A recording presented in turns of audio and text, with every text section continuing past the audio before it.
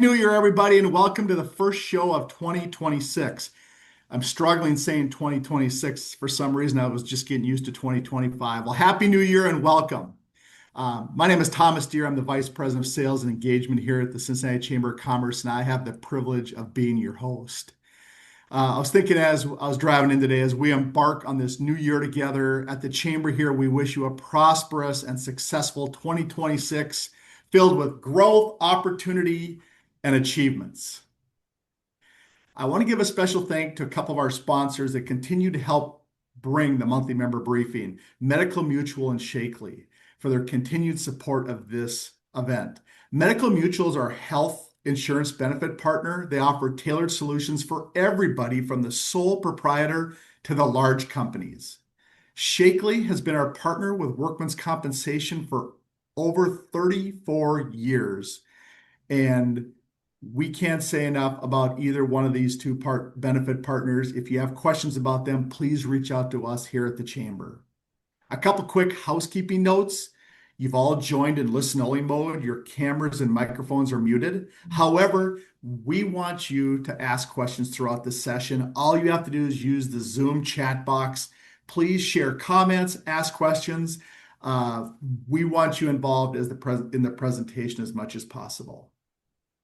It is now my privilege to introduce a visionary leader at the Chamber whose dedication has shaped our success and strengthened our business community. Please welcome President and CEO of the Chamber, Brendan Call. Brendan, take it away.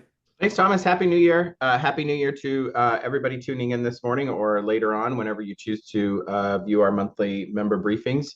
I'm so excited to see all of you and excited for 2026. It's going to be a very big year in our community, a very big year in our region with much growth and, as Thomas said, opportunity ahead. So I wish that for all of you. I don't know if you drove into work this morning or if you just moved rooms within your home, but it was a beautiful sunrise. I hope you got a chance to see that. Had a great experience this year on January 1st. I woke up without an alarm clock in time to get outside and see the sunrise where I was. And it was a beautiful experience to see the sunrise. I was away with family and saw it come up over an ocean, and it was really quite nice. So I hope that bodes well for a beautiful year ahead for this whole community, and hope to see the sunset in later this year as well. It was a nice way to ring in the holiday. We have a ton of exciting things happening around here right now. I want to make sure you know, I want to make sure that you know that we are going to talk about a lot this year. The fact that this is the 50th anniversary of Leadership Cincinnati, that it is the 50th anniversary of Oktoberfest Cincinnati, and we will celebrate both of those wildly throughout the course of the year, celebrating the fact that both of those programs add so much to the vibrancy of our community. I was speaking with a senior bank executive yesterday who talked about how her time in Leadership Cincinnati 10 years ago, after moving here from another community, was one where somebody said, "You should do this program." And she said, "Oh, sure." And they said, "Oh, you're going to make friends that you'll last for a lifetime." And it turned out she did. The people that she was in Leadership Cincinnati with are people that she still vacations with and are important people in her life. And that's a big reason why we do that program, is because it helps keep talent in this region. It helps make this a place where people want to live and want to thrive and want to find ways to get involved in the community. And so I'm just so grateful to everybody who participates in that program and to the thousands of people who have participated in it over the last 50 years. Of course, we're going to party on the riverfront this year with Oktoberfest 50. My colleague Chelsea York and her team cannot wait to show you what they have planned for later this year. And then just about 6 weeks after Oktoberfest, not even that 6 weeks, less than a month after Oktoberfest, we will bring back Blink 2026. Blink is going to be a great year this year. It will be the fifth iteration of Blink. It will be bigger and better than ever, always continuing to improve, always continuing to impress people, always continuing to tell the world that this is a place where arts and culture thrive and are a defining part of who we are as a community. In addition to that, we will make some huge strides in our workforce and talent strategy this year. My colleague Audrey Treasure leads our Workforce Innovation Center, and she has done an amazing job attracting national talent, national resources and capital into our region to be able to help us accelerate the work that we do, helping businesses grow their workforce strategies. We will continue a brand new partnership with the Greater Cincinnati Foundation around our data center and our data hub. It will be fantastic, and I can't wait for you to learn more about that. And we expect significant progress on the Futures Commission. Many of you know that we were a part of the effort with business leaders in our community to craft a vision for the future of the city of Cincinnati, and particularly related to their budget. We spent a lot of time with the city on that over the last several years, and we believe that there will be meaningful progress this year. So we're excited about that. Upcoming in the next few weeks, just so it's on your radar, our first Hello Cincy social hour of the year is on January the 13th. So a little less than a week away. It's at one of my favorite places in the city. If you know me, you know I love the Mercantile Library. So I hope you find your way over there for a happy hour. The following week, our Cincy Blend in the morning is with the Cincinnati Cyclones at the Heritage Bank Arena. So I hope you find your way down there. All details are on our website. And of course, probably my favorite business event of the year, our annual dinner where we celebrate our great living Cincinnatians. This year, we're celebrating Jeff Weiler, Pete Strange, Francie Hiltz, and Karen Bankston. It's going to be an incredible evening on February 26th at the brand new Cincinnati Convention Center, which is just down the road. It grand opened yesterday, and you got to go see this building. It's beautiful. Reds Fest is next week. So if you're longing for professional sports in our town right now, while we have a little bit of a pause, other than the Cyclones, the Reds and the Bengals and FC are not playing right now. Go check out Reds Fest because it's not too long until pitchers and catchers report. Okay, on to our program. I am so excited for you to spend some time today with Andy Aiello, who is the Chief Executive Officer and General Manager of Metro. By the way, I love that the titles at Metro still have that general manager in it. And I think that is it harkens back to the importance of being part of a big team at an organization like Metro.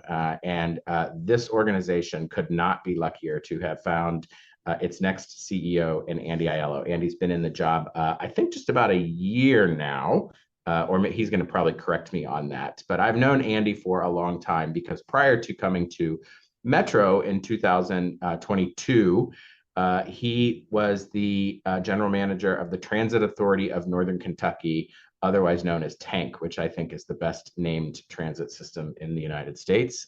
Who doesn't want to ride a tank to work every day? He has an incredible, extensive transportation background. He has worked all through TANK and in several significant roles at Cincinnati Metro. He had planning roles in Atlanta with the Atlanta Regional Commission and the Georgia Department of Transportation. His background is fascinating. He has background in urban and regional planning and philosophy, and also an MBA from the UC Lindner College of Business. He graduated from Leadership Cincinnati Class 48, as I talked about, has been part of the Northern Kentucky College of Informatics Advisory Board, and has been involved in a number of different boards and commissions throughout our region.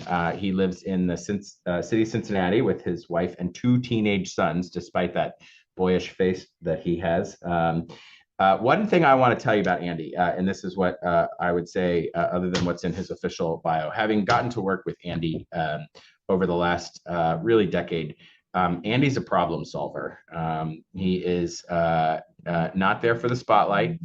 He wants to get things done. He wants to run the best transit system in the country. And our metro system in Cincinnati is well on its way to doing that. Thanks to a number of efforts through the business community and civic community and through bus riders, we worked together last year, 5 years ago, to dramatically increase funding for our public transit system and infrastructure system. And it is paying off in terms of how many more people are connected to jobs, how much more opportunity we have, and how much of an easier place this is to get around, thanks to Cincinnati Metro. Andy has a big vision. He also has this requisite skills and abilities to get it done. He's one of a few people in this community who moves seamlessly across the river, back and forth in Northern Kentucky and Cincinnati, and that is a powerhouse leadership approach. And so I'm excited for you to hear more today from Andy Aiello. So Andy, please take it away. Thank you, Brendan. That was a more than gracious introduction. I really, really appreciate it. What we want to talk about today is a lot of, Brendan, what you already discussed. We want to talk about how Metro is aligned with the strategy of the Chamber to help grow this region. So a lot of what we'll talk about is an update of what has happened in 2025 and what you can expect to see in 2026 and thereafter. So really appreciate the opportunity. It's been great to work with the Chamber. They are partners side by side in everything we do. So without further ado, let's jump right in. Paige, if we go to the next slide. One of the things that happened in 2025, as Brendan mentioned, is that we had a change in leadership. About 7 months ago, my predecessor, Daryl Haley, retired from the CEO role, and I was fortunate enough to step into the role. I think it's important when you have a leadership transition to talk about the fingerprints and the areas of emphasis of the new leader. Of course, we have a very strong board of directors and we have a strong strategic plan and vision for the organization. But I think it's worth talking about kind of my view of transportation in this region and of the organization. As Brendan mentioned, I've been doing this 25 years, and we have a really strong organization at Metro. As was mentioned, in 2020, this community voted to have a better bus system and a better transit system in this region. And that was built off of the Reinventing Metro service plan. We are about 2/3 of the way through that plan, and it is imperative that we continue the full momentum to complete that plan. That's what voters asked for, and that's what we're going to deliver. Secondly, as Brendan mentioned, and I know that all of you deal with on a daily basis, workforce is imperative. We are a service business. We can't do our business without folks out there on the street every day, maintaining buses in our facilities, out on the road, helping customers. So we have a strategic focus on workforce and retention, just like you do in your businesses, and it's imperative to our success down the road. The other piece is customer service and satisfaction. I'm a bus rider. My neighbors ride the bus. My kids are CPS kids who have ridden the bus through their high school experience, and it's important to me that we focus on the customer. There's been a whole lot done, and we'll cover some of it today, about improving the customer experience, and that will continue here at Metro. The other piece is, as we discussed, growth. What we do is we connect people. Mobility is economy. The more people can connect to opportunity and connect to services and get out and spend their money, the more we're moving this economy forward. And so we're aligned with the growth agencies in this region to both be a catalyst for growth and also a support. When you are supporting growth and you're supporting our neighbors here in this region moving forward, we need to continue to be an effective community partner. I think over the last 5 years under Daryl's leadership, we have shown that we are a partner, a true partner to everybody in this region. That means that we have to be good communicators. We also have to be good listeners, and we have to be transparent and accountable. And I think those are things that are part of our DNA, and we want to continue to push that forward. So thanks for the indulgence on the transition. I'll hop in. Next slide, please, about Metro. For those of you that are familiar, this is really the slate of services that we offer the community. The fixed route service are those big buses that you see operating on fixed routes throughout the region. This is the bulk of our ridership. This is 90% of the folks that we carry on the system are in this fixed route network, and we'll talk about how we've improved that network over the last few years. The next piece is our complementary service called Access. So for folks that have disabilities that prevent them from using that fixed route service, we provide complementary paratransit service. We call it Metro Access to get folks from door to door folks call in advance to reserve a trip, and we make sure that they have that connection. The third mode of transportation that we provide is public on-demand transportation, and that's what we call Metro Now. So this is just like Uber and Lyft. It operates in smaller zones within the less densely populated parts of our region. And if you're in that zone and you want to travel within that zone, again, it works just like Uber, Lyft. You pull out an app, you ping a vehicle, and within 12, 13, 14 minutes, you have a vehicle arrive, and then you're taken directly to your destination. So a great service, and we'll talk about the growth we've seen at Metro Now. And coming soon, we're super excited about Metro Rapid. So Metro Rapid is our region's first bus rapid transit line. We have 2 lines that we'll talk about, but this is essentially rubber-tired light rail. It's a technology that has been employed all over the country. Cincinnati is relatively late to the game on bus rapid transit, but that means we have the benefit of learning from all the wins and losses from other cities. So we're poised to build an incredible BRT system here in the greater Cincinnati region. Next slide, please. This slide is wrapping up. As Brendan mentioned, the levy passed in 2020. This organization has been relentless in its work to improve the system. This is really 5 years of work summed up in one slide. We have made dramatic improvements to your region's transportation system. We have 24-hour service for the first time in Hamilton County's history. We're changing the network from a traditional hub and spoke fixed route network to what we call a multimodal system. And we do that by launching 8 new crosstown routes that cut across those spokes and allow for quicker and shorter travel times within the network. We've also expanded weekend service, almost doubled weekend service, and we've also increased the frequency. So a bus that comes in front of your house every hour is much less useful than a bus that comes in front of your house every 15 minutes. So we've invested a lot in more frequent service, which is true public transportation that people can incorporate into their lives. Some of the other things on this slide are about the passenger experience, Wi-Fi and charging stations on all buses, and so on and so forth. So we're doing a lot to improve the rider experience and also just geographically and physically get more people to where they need to go faster. Next slide, please. Thank you. Metro Now, we talked about mobility on demand. This has been an incredible success. I think when we think about how Metro has implemented on-demand transportation, we started with 2 zones, the Sharonville Springdale zone, and then the Northgate Mount Healthy zone that you see there on the map. Those launched almost 2 years ago, and we have really figured out how this system works, and they have been wildly successful. Forest Park was launched in June, and the Blue Ash zone was just launched in October. I would argue that the team here at Metro, when it comes to our planning folks who are determining these zones, our communications folks that are getting the word out, and our operations team that runs this service every day, I think we're best in the country at what we do on mobility on demand, and that continues to grow. You can see on that map, we have 2 more zones coming in 2026, and we'll talk about that as well. Next slide, please. As Brendan mentioned, when the levy was passed in 2020, the way that the levy was structured is that 25% of the proceeds that are generated from that sales tax get put into a separate and distinct fund that is called the Metro Transit Infrastructure Fund. And this is money for physical infrastructure within our community: roads, bridges, sidewalks, intersection improvements, so on and so forth. This has also been a huge success. In the last 5 years, Metro has awarded almost $350 million to 131 projects to almost every jurisdiction in Hamilton County. So from Springfield Township to Norwood to Hamilton County and the City of Cincinnati, so many projects out there in the community have been implemented because of the MTIF program.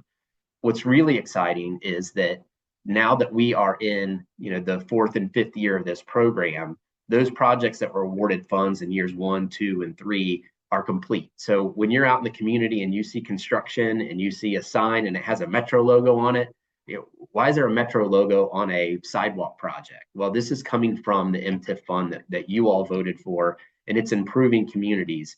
It also connects people to the transit system, right? So when we see new sidewalks and new facilities and better roads and better intersections, It makes for safer travel. It attracts people to be able to walk to your transit system. So huge success. Applications are open this spring for those folks who are interested in improving the infrastructure in their community. Next slide, please. So when we package all of this together, what have the results been? If you've heard me speak before, this should be a point of pride for everybody in this region. I know the chamber tracks what peer regions, right? And if you're familiar with their State of the Region report, they look at Columbus and Indianapolis and Charlotte and Austin and about 15 different peer regions, and we benchmark against those. If you were to look at the transit systems in those peer regions, currently today, on average, those cities are carrying about 75% of the transit ridership than they were in 2019. And here in the Cincinnati region, we're carrying about 110% of the transit ridership that we were in 2019. We are one of the few transit systems in the country that actually has more riders now than they did before the pandemic. And that is because of all of these improvements that we talked about earlier. Next slide, please. The other reason I believe that we've been successful as a region is because we are focused on growth and we're focused on connecting people to jobs. So this system today, compared to the system in 2019, provides access to 93,000 more jobs. That's incredible. So when folks want to go and find opportunity, or maybe they got a new certification or a degree, or they want to get a degree, and they pull up the transit app to see where can I get to on the bus, so much more opportunity and economic opportunity is presented because of the improvements that are made to your transit system. So very exciting. $850 million of wages can be accessed by your public transportation system. And again, a partner in that workforce development, education, access to education, and growth here in the region. Next slide. One of the other things I mentioned, 24-hour bus service in Hamilton County for the first time ever. Where we put that 24-hour bus service was intentional. Half of the jobs in Hamilton County are within walking distance of a 24-hour bus route. So again, intentionality in what we do has resulted in success. Next slide. All right, something else that has been very important to the Metro Board of Directors is, with this new revenue stream that's coming in, we have a lot of work to do at Metro. We have been improving garages that haven't been touched since the 80s. We have been launching new services. We've been fixing websites. We've been doing all those things that you would do kind of in a startup mode, which means that we are spending more dollars in the organization. Our board wanted to make sure that we were intentional about how we did that. And we started a small business and disadvantaged business outreach function back in 2021, and you can see the results. In 2019, we spent $72,000 with small and disadvantaged businesses. And in 2025, we spent $14.3 million. It's because of the intentionality. This is, again, a growth feature, right? If we are going to be spending a dollar and we can be intentional about how we do it in a way that improves the economy here locally and improves small businesses. The chamber is, made up of primarily small businesses, as you know, and we want to be partners in what you do, and you can be part of the success and growth here at Metro. So couldn't be more thrilled with the results of the MAX program. This will continue. This is part of what we do now, and now it's part of our new DNA in the new Metro. Next slide, please. Bus rapid transit, I mentioned at the beginning, this is another giant investment in your community.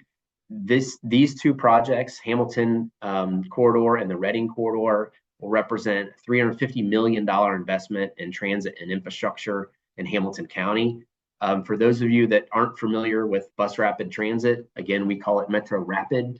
It's rubber tired light rail, right? So you can imagine a station every 3/4 of a mile to a mile, not a bus stopping on every corner. You can see on the screen here, these red dedicated bus only lanes. We will have dedicated or semi-dedicated right of way for 75% of these corridors, which means that bus is going to move seamlessly through these corridors. It will stop at these stations, quickly load and unload passengers and move along. We use technology like queue jumping lanes and a whole host of other things to make sure that we are moving that vehicle through the corridor very, very efficiently. And what we've seen across the country is when cities invest in this permanent infrastructure for bus rapid transit, we see economic development be attracted to, and we see more housing and more commercial development adjacent to these stations. We'll talk about our strategy there, but we're really excited about Metro Rapid coming here soon. Next slide. These are the two corridors. You can see the Hamilton Avenue corridor on the left, starting all the way up in Mount Healthy, coming through College Hill, North Side, Clifton, and into downtown. On the right is the Reading Road corridor, and that begins in Roselawn and works through Bond Hill, North Avondale, Clifton, Uptown, and then into downtown. You can see that frequency is a very huge part of the Metro Rapid project. There will be a bus every 10 minutes in peak periods in both of these corridors. When those two corridors come together between Clifton and downtown, they'll combine for a 5-minute frequency. So every 5 minutes, there will be a sleek and stylish and quick way to get from downtown to uptown. We're really excited about what that means for mobility in the region. When it comes to growth and economic development, I mentioned how when we improve the speed of the network, we essentially improve the opportunity shed for folks in this region, right? If I can now get somewhere 15 minutes faster one way, that's 30 minutes in my day that I can choose to go further faster, and I have more opportunity and my lens gets larger. I can still manage my family, but maybe I can get to the other side of town for a job that I'm really well qualified for. So we're really excited about how the speed of Metro Rapid is going to expand opportunity here in the region. Next slide. Here's some renderings of stations. I mentioned it operates very similarly to light rail. So on the left here, you have a curbside station. The stations are right up against the curb. You see that raised platform. That vehicle will roll up. Folks will have already paid their fare at the platform. Doors will open. This is a 60-foot articulated bus. The doors will open. Everybody roll in, roll off. The doors close, and then we're back in motion. The station on your right is a center station. These vehicles, like trains, have doors on both sides. So we can put a station in the center of the road, allowing folks to get on and off on the opposite side of the bus, if that's the most advantageous to the urban fabric where we are. And then lastly, you'll see a little station on the bottom, what we're called neighborhood business district stations. There are places where we do not have the space. Cincinnati is a tight and historic town. We sometimes don't have the space to have bus-only lanes, right? So that's where we come out of that bus-only lane. We get into regular traffic. We have a smaller footprint of the station so as not to disturb local business districts, and then we're back in the bus lane once we leave that district. So it's a very flexible technology, and it allows you to speed travel, create a better experience for your customers, but also be sensitive to the context in which you're operating. Next slide. I mentioned running parallel to the development of the transportation system in Metro Rapid is a transit-oriented development plan. So I mentioned before that what we see across the country is when these BRT stations are developed, the development community knows that this is an opportunity, for more activity, for a focus of activity and investment. We as a region need to be prepared for this. And so we have already started a roundtable with the local development community and the local development and growth organizations to make sure that we have a game plan. We want to make sure when development comes and follows BRT, that it's development at the right scale, in the right place, and done appropriately, and matches the larger economic development and planning goals of this region. So this is a new space for your transportation agency to be out working in the development community intentionally. So we have about 2 years before we see Metro Rapid in operation. So we are taking that time to have a thorough and thoughtful plan about how do we maximize and capitalize on this $350 million investment. Next slide. So one of the hallmarks of bus rapid transit here at Metro and Metro Rapid is the system is designed with the input of our community. Everything that we have done since 2020 is very intentional about getting feedback and input from all of the stakeholders in the region. So as an example, this project so far, we're about just past 30% design with Metro Rapid, and we've had 137 events where we've sought input from stakeholders. And that could be neighborhood business councils, it could be community councils, it could be interest groups, the parks department, anybody and everybody that you can think of. We are out iterating this design with their input in mind.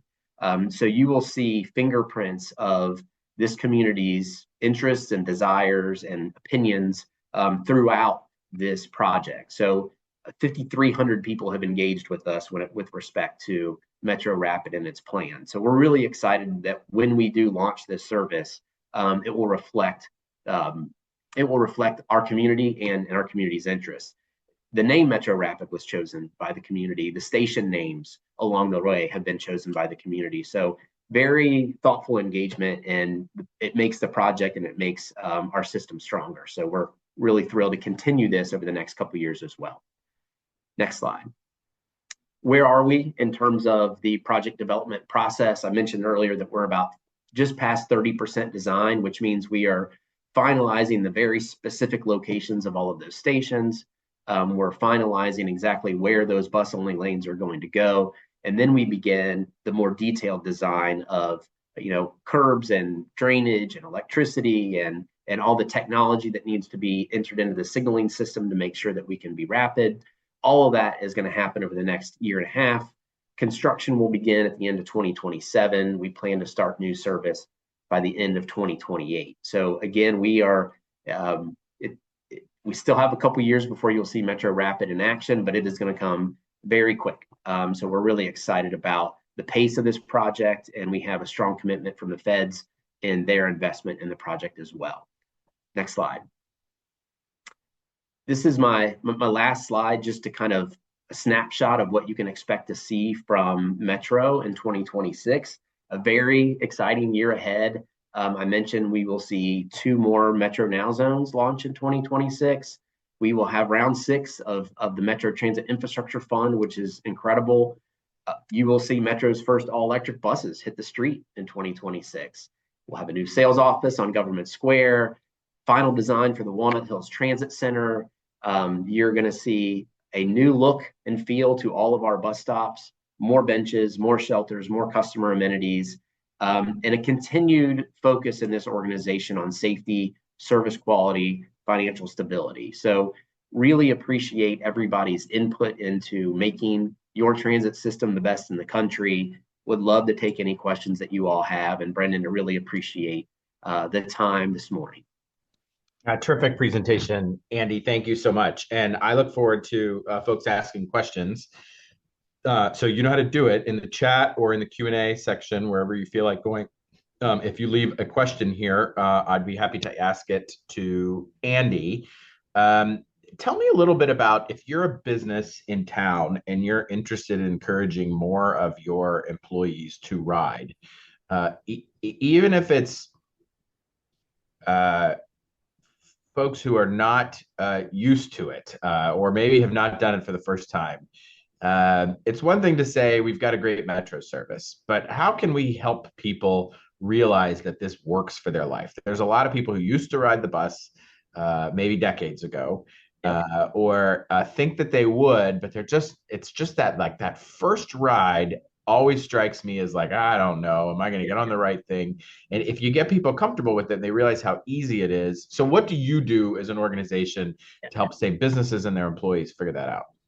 That's a great question. And, been in this business a long time. When you ask people that don't ride the bus, that maybe should, based on where they live and where they work, why don't you ride the bus? Their answer is, it's just too hard. And then you ask people who live in the same place and work in the same place that do ride the bus, why do you ride the bus? And their answer is, it's just so easy. So there's that information gap that you mentioned, Brendan. And we encourage any employer, any person to reach out to us. We have community outreach folks that can show you how to use the transit app and navigate the system.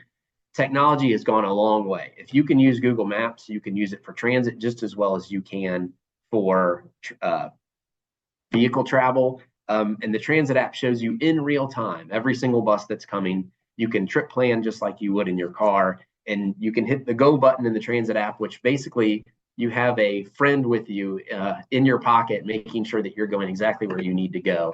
But yes, reach out, especially if you're an employer. We have employer pass programs where we have employers have found out that if they offer transit passes as a benefit for their employees, those employees are more likely to be reliable and show up on time. And it's a huge resource for especially some of your frontline folks that want to use public transit. So come see us, reach out, give us a call, and we would love to help you figure out how to use the system.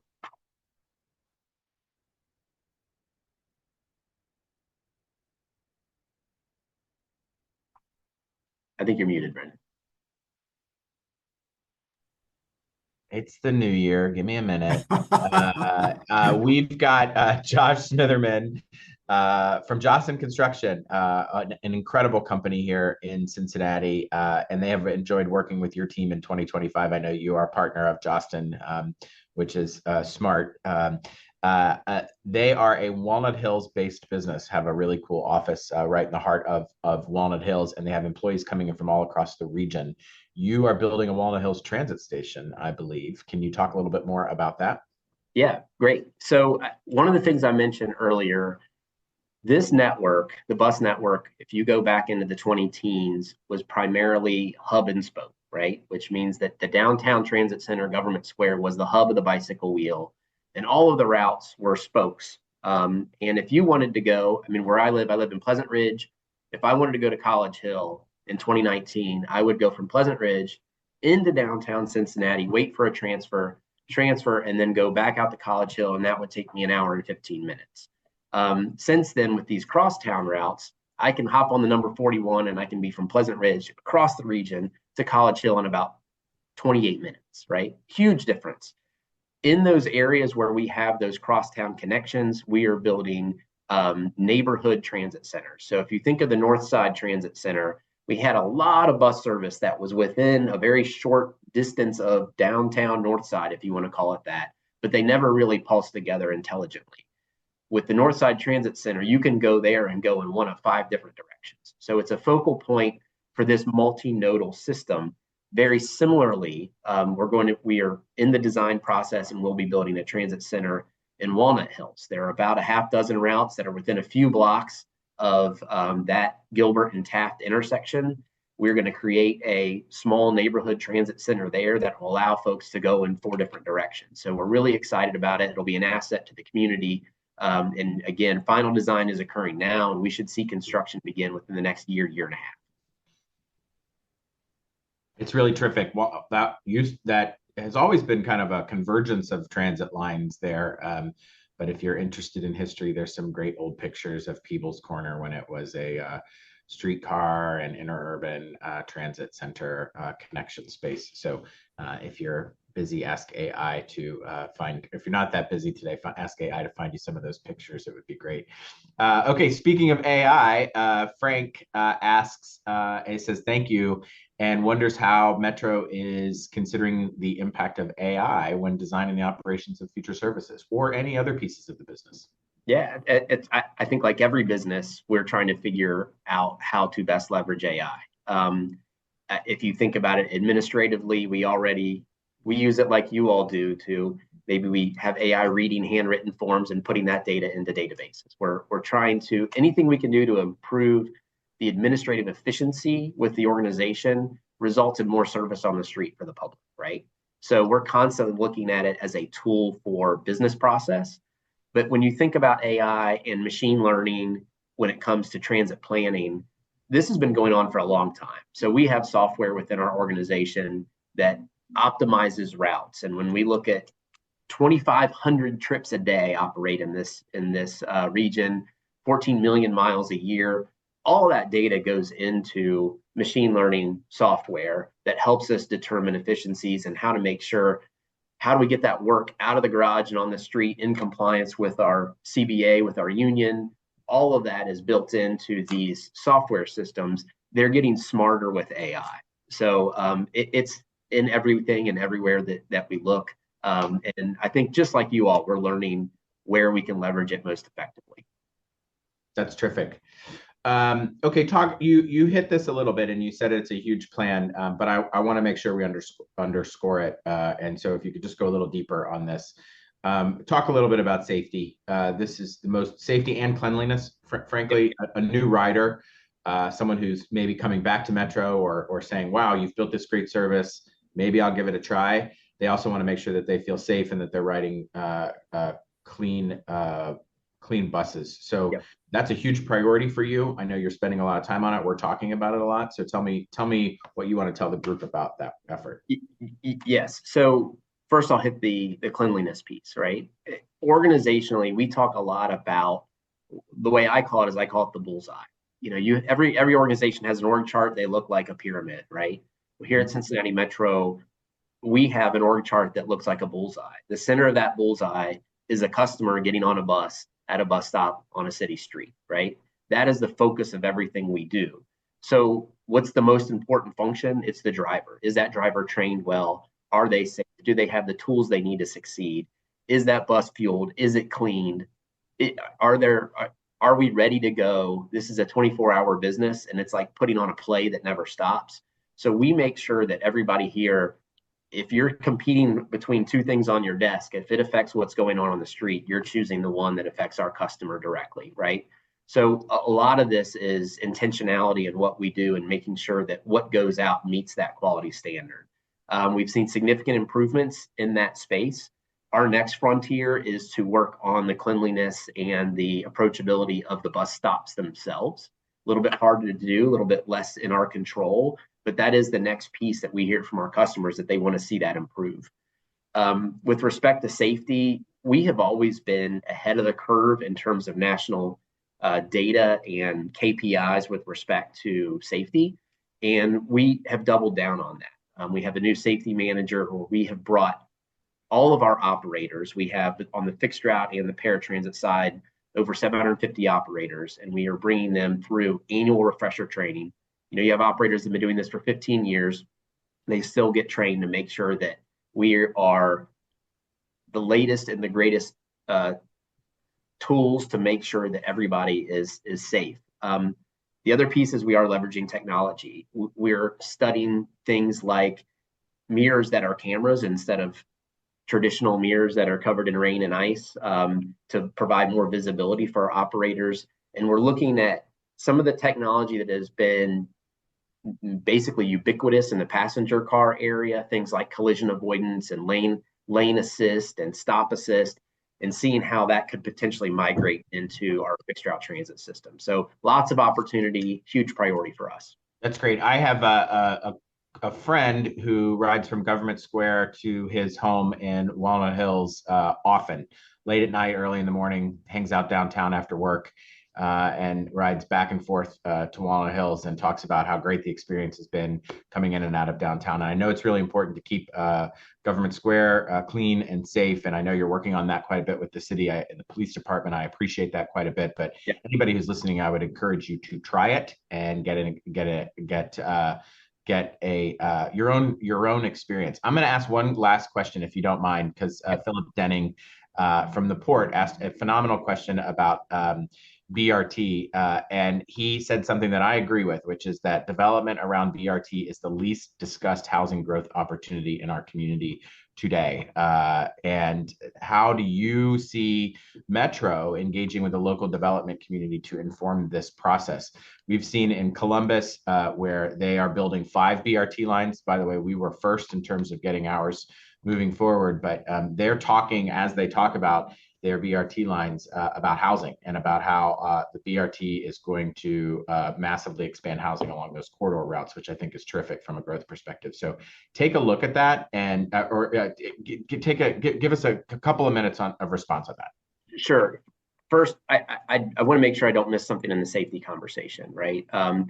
When it comes to Government Square, our partnership with the city, CPD, the city's 311 program, and the community, we have made a huge change within the last probably 6 to 8 weeks in terms of our intentionality of how we manage the square, and that has been done through partnership. So I definitely don't want to miss the city manager's office and CPD and 311 and 3CDC and their help in making sure that we have a world-class transit hub downtown. So moving back to your last question about BRT and that opportunity, housing is a huge opportunity for this region, and BRT is there. If you know that there is going to be a permanent, frequent transit option, it's attractive to folks that want to maybe rent an apartment or develop a coffee shop or whatever. And so we're going to see that development happen. And as Phil mentioned, we have to be intentional about that and smart about it. Growth is important. This transit system will not grow if this region doesn't grow. And so it's a partnership, and folks like the port are hugely important in helping to educate your transit system on how it can be the best development partner it can be. So looking forward to that. That is great. Andy, thank you so much for being here. I promise I will remember how to work the mute button in February. Thanks, everybody, for being with us. Back to you. Andy, have a great month. Thank you again. Everybody who's listening should go ride Metro this month. Make it your New Year's resolution. Thomas, back to you. Thanks. See you on the bus. Thank you, Andy, and a huge thank you for your leadership and your commitment to keeping our region literally moving forward. Your vision and dedication there it makes a real difference connecting people and opportunities across our region. We appreciate you. Thank you so much for your time today. It's my pleasure to introduce Michelle Morales-Denisoff, the CEO of Leona Enterprises. Leona Enterprises is an innovator of technology in tailoring solutions to the complex and varied challenges of government and commercial clients. Under Michelle's leadership, Leona Enterprise has seen remarkable transformation, growing from initial revenue of $300,000 to an impressive $20 million. Michelle, welcome to the show. Tell us more about all the great things happening at Leona. Well, thank you, Thomas and Brendan. I have been actually a member of the chamber since I started my business. So wanted to thank you guys for all the opportunities that you've provided Leona, not just on the marketing aspect, but also helping us be a part of the Cincinnati Business Accelerator portfolio. And we're very excited to share with you guys some exciting news about Leona and our new up-and-coming partnership with the UC and how we are now bringing back the internship program at Leona Enterprises. So Paige, next slide, please. Thank you. So my company is founded in 2014, started out here in my home office in Morrow, Ohio. And after that, I had a meeting in downtown Cincinnati, fell in love with it. It's nothing like downtown Los Angeles, where I'm originally from. So I told myself someday I'm going to want to get my very first headquarters and office in Cincinnati. And so fast forward that in 2017, just as I become the member of Chamber for that year, we also opened up our small office out off of Sycamore in downtown.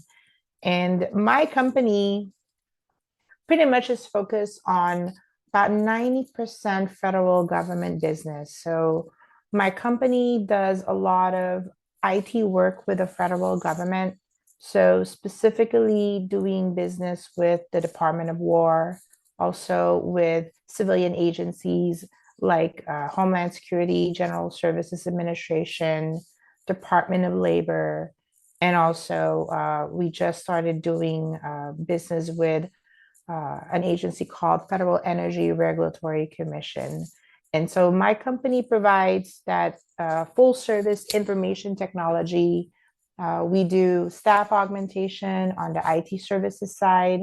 We also do a lot with video teleconferencing. So we do design and procurement of AV/VTC equipment, as well as installation and maintenance. One of the things right now that Leona actually is focused on and helping our customers is modernization. So I know Andy had talked about in his presentation earlier about the role of technology. So for Leona being a technology partner to our government customers, we are very focused right now in the IT modernization So that includes the automation aspect of it. And obviously, we talked a lot about AI. So we're doing that as well. And we basically are headquartered here in Cincinnati, but since I'm a federal contractor, most of my employees are outside of the Cincinnati and Kentucky area. So we're about, I would say, 60 employees, and most of us are here in the Midwest, but also in Maryland and Washington, D.C., and some are in California. Next slide, please. So I've talked about the core competencies of Leona, and like I've mentioned earlier, we are highly focused on modernization as we try to help our federal, and also we're starting to do some business with state of Ohio.